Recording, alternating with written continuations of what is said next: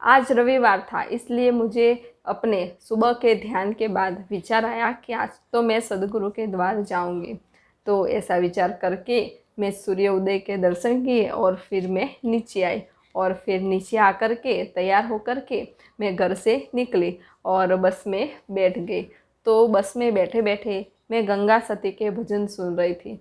मुझे भजन सुनना बहुत अच्छा लगता था। तो भजन सुनते ही मैं सद्गुरु के द्वार पहुंच गई। तो जब मैं सद्गुरु के द्वार पहुंची तो मैंने वहाँ देखा, तो वहाँ तो बहुत सारे भक्तजन बैठे हुए थे और सद्गुरु की अमृतवाणी सुन रहे थे। तो मैंने भी जाकर के सद्गुरु के दर्शन किए और फिर मैं भी अपना स्थान लेकर के बैठ गई और सद्गुरु की अमृतवाणी सुनने लगी। जब जब मैं सद्गुरु की अमृतवाणी सुनती तो मेरे भीतर दिव्य ज्ञान का प्रकाश होता था।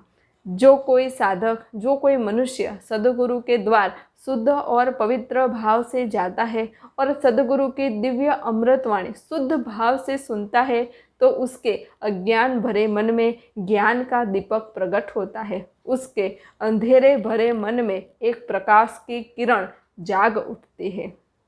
तो मेरे भीतर सद्गुरु की अमृतवाणी सुनने से एक दिव्य ज्ञान भीतर से ही प्रकट होता था। तो फिर अमृतवाणी सुनते सुनते मुझे विचार आया कि फिर थोड़ी देर बाद मैं सद्गुरु को कहूँगी कि मेरे पास महाअवतार श्री बाबा जी सूक्ष्म स्वरूप में आए थे, ऐसा मैं कहूँगी। तो ऐसा मैंने विचार ही किया। तभी थोड़ी देर में सद्गुरु ने अपनी अमृतवाणी में कहा कि जो भीतर से रिक्त होते हैं, भीतर से शुद्ध होते हैं, भीतर से पवित्र होते हैं, उनके पास तो सभी देवी देवता, सभी महापुरुष सूक्ष्म स्वरूप में आते हैं, उन्हें दर्शन देते हैं, ऊर्जा देते हैं और चेतना देते हैं ताकि वह सभी का कल्याण कर सके। आज भी ऐसे दिव्य महापुरुष हैं जो इस पूरे ब्रह्मांड में सूक्ष्म स्वरूप में विचरण कर रहे हैं। जो कोई भी शुद्ध भाव से उनको याद करता है, भजन करता है, सत्संग करता है, भीतर से शुद्ध होता है, पवित्र होता है, सबका कल्याण हो ऐसी शुद्ध भावना होती है, तो ऐसे महापुरुष उन्हें दर्शन देते हैं। तो मैंने तो सोचा कि अरे सद्गुरु तो त्रिकाल ज्ञाता है। मैंने तो अभी सिर्फ विचार ही किया और सद्गुरु ने उसका उत्तर भी दे दिया। यानी सद्गुरु तो अंतर्यामी होते हैं, हमें सद्गुरु को कुछ भी कहने की आवश्यकता ही नहीं है, क्योंकि हम कहे उसके बिना ही सद्गुरु को पता चल जाता है। तो मेरी आंखों से आनंद के अश्रु आने लगे कि मेरे कितने अहोभाग्य है कि ऐसे समर्थ सद्गुरु का सानिध्य मुझे मिला, और ऐसे समर्थ सद्गुरु का सानिध्य पाकर मेरा मनुष्य जन्म तो सफल हो गया, मेरा मनुष्य जन्म धन्य हो गया, ऐसा मैं विचार कर रही थी। फिर सद्गुरु अपनी अमृतवाणी कह रहे थे और मैं सुन रही थी। तो अमृतवाणी सुनने के बाद फिर अब मेरा समय हो गया था, तो मैं वापस से सद्गुरु के दर्शन के लिए गई। तो सद्गुरु ने कहा कि बिरल, तू भीतर से रिक्त है, भीतर से खाली है, इसलिए ऐसे कई सारे महापुरुष तेरे पास आएंगे, देवी देवता भी तेरे पास आएंगे, तुझे सूक्ष्म स्वरूप में दर्शन देंगे, ऊर्जा देंगे, चेतना देंगे, ताकि तू सबका कल्याण कर सके, ऐसा सद्गुरु ने कहा। और फिर वह ध्यान मग्न हो गए। ध्यान मग्न होने के बाद फिर सद्गुरु ने आंखें खोली और सद्गुरु ने कहा कि आगे जाकर के तो बहुत सारे अद्भुत और दिव्य भजनों का, गजलों का, उल्टी वाणी का बहुत प्रागट्य करेंगे और तेरे भजन पूरे विश्व में सभी लोग गाएंगे, ऐसा सद्गुरु ने कहा।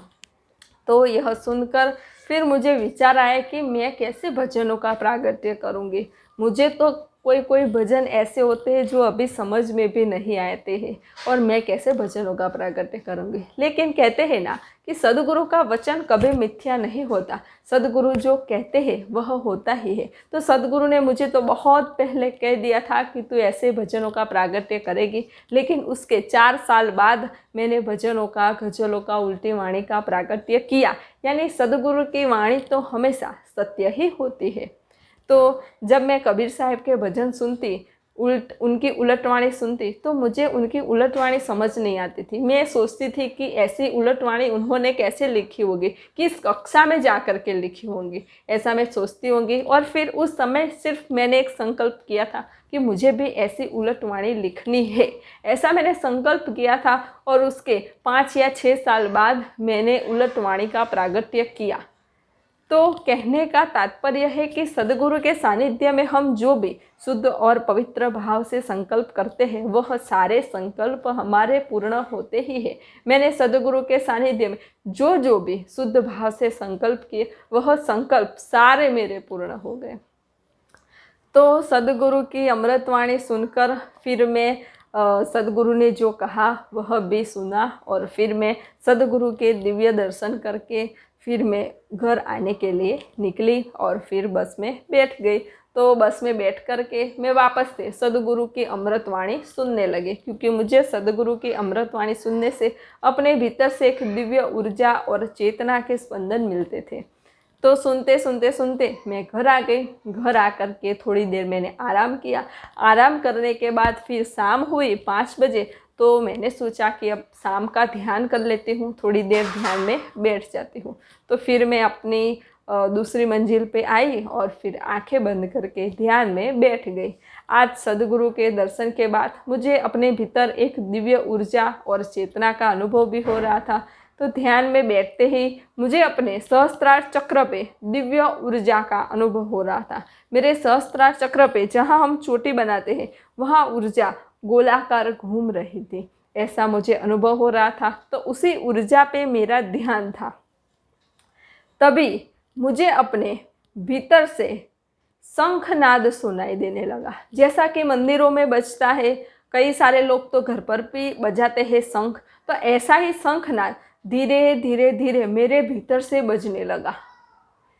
मैंने सोचा कि अरे शंखनाद भीतर से बज रहा है। और जब शंखनाद मेरे भीतर से बजा तो वह आनंद की जो स्थिति थी, वह ऊर्जा की जो स्थिति थी, वह चेतना की जो स्थिति थी, वह बहुत अलौकिक, अद्भुत और दिव्य थी। तो पहले एक शंख बहुत जोर से बजा और फिर एकदम शांत हो गया। और जब सब शांति हो गई तो मैं एक शून्य की स्थिति में चली गई, एक दिव्य स्थिति में चली गई, जैसे एक सन्नाटे जैसा था जहाँ कुछ भी नहीं था।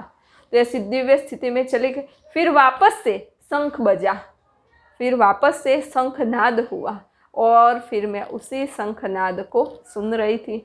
दूसरी बार शंखनाद बजा, फिर वापस से सब शांत हो गया, एकदम शून्य की स्थिति हो गई, जिस स्थिति में ऊर्जा ही ऊर्जा थी, चेतना ही चेतना थी। तो दूसरी बार शंख बजा, फिर सब शांत होने जाने के बाद फिर तीसरी बार शंख बजा और फिर सब एकदम शांत हो गए। और फिर जब मेरा ध्यान ऐसा लगा कि उसका वर्णन भी नहीं किया जा सकता, मैं एक दिव्य स्थिति में, एक शून्य की स्थिति में पहुंच गई, जहां आनंद ही आनंद था, ऊर्जा ही ऊर्जा थी।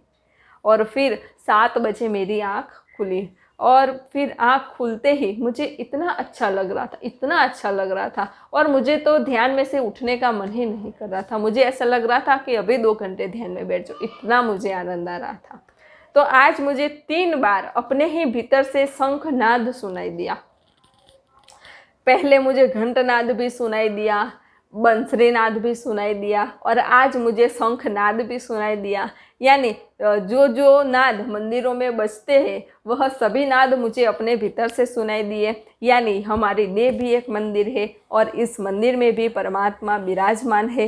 तो इस मंदिर में भी यह नाद बज ही रहे हैं, लेकिन हम बाह्य दुनिया में इतने व्यस्त हैं, इतने खोए हुए हैं कि हमारा ध्यान भीतर है ही नहीं। अगर आप नियमित ध्यान करेंगे, साधना करेंगे, भीतर उतरेंगे तो आपको भी इस देह रूपी मंदिर में अपने ही भीतर से ऐसे दिव्य दिव्य नाद सुनाई देंगे, जैसे मृदंग, दुदुम्बी, घंटनाद और आज का शंखनाद। फिर एक तारे की आवाज़ भी सुनाई देती है, टन टन टन। तो ऐसे कई सारे नाद हमें अपने भीतर से सुनाई देते हैं। तो आज तो मुझे 3 बार घंटनाद सुनाई दिए, आगे भी मुझे कई बार घंटनाद सुनाई दिए। ऐसा नहीं कि जब ध्यान में बैठती तब भी सुनाई देते, जब मैं कार्य करती तभी भी सुनाई देते। कई बार तो रात को भी सुनाई देते, कई बार सुबह भी सुनाई देते। तो कई महीनों तक मुझे यह शंखनाद कभी कभी सुनाई देते थे। और जब भी शंखनाद सुनाई देते थे तो मैं एक दिव्य स्थिति में चली जाती थी और मुझे अपने भीतर से बहुत आनंद आता था। तो यह मैंने आप सभी को आज की अनुभूति बताई। तो अगले वीडियो में मैं आप सभी को मेरे आध्यात्मिक मार्ग की, ध्यान मार्ग की एक और अनुभूति के बारे में बताऊंगी। अगर आपको ध्यान के बारे में कोई भी प्रश्न हो तो आप मुझे कमेंट में लिख करके भेज सकते हैं, मैं आपको उसका उत्तर ज़रूर दूंगी। नमस्ते। सब घटवासी परमात्मा को प्रणाम।